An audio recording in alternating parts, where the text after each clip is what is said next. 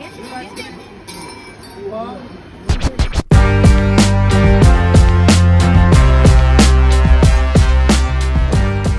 7:30 a.m. August 9. Friday morning. It's a weekend. Sama kayo sa amin magala. Tara! It's 35 degrees outside. So, ang init! Ang daming construction mga tol. Okay, so bilhin muna tayo ng pang breakfast natin. Luto tayo ng pancit. Fishbowl. For how much? How are you? Good. You have lettuce? Free? Carrot? Not free? Thank you, brother. 3BD 150 times 3. Kaya na mag-type. Nakalimutan ko bumili na ng tubig. Thank you. How much? $1. $1? Ah.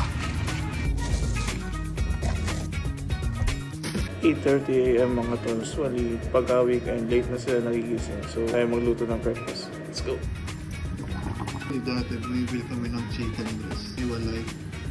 Pero kasi, 1.8. Makakuha ng dalawang breast. Tapos, ito na ka pang Pansit ba? Pansit ba to? Kalimutan ko lang yan toyo. Oyster sauce. Yan na yun, pare. Napaka-simple lang. Try nyo sa inyo, pare. Pahinga muna. Katulog ako, guys. 10:30 na. Good morning! Morning! Sarap. Sarap.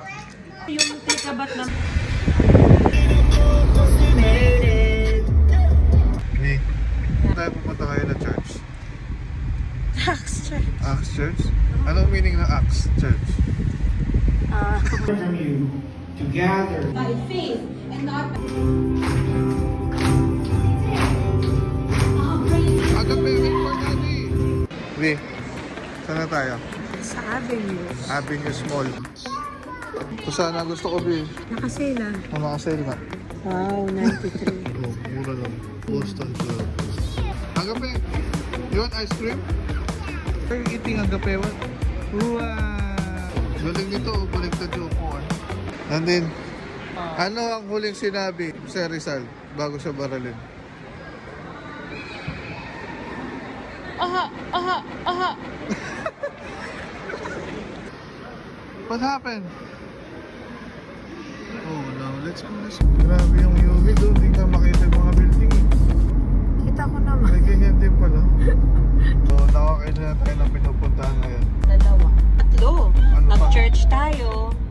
Nag-mall tayo. Tapos ngayon kakain tayo.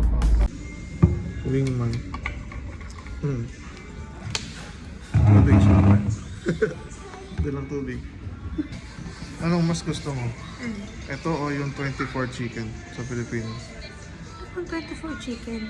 Hindi mo alam yun. Sikat na sikat yun. Sarap na ito. Ano yung sesame? Yan, dito halo. Weird. Big ano? Yummy, always. May upload ka doon na ano, kanta? Oh, ito. Gagawa sa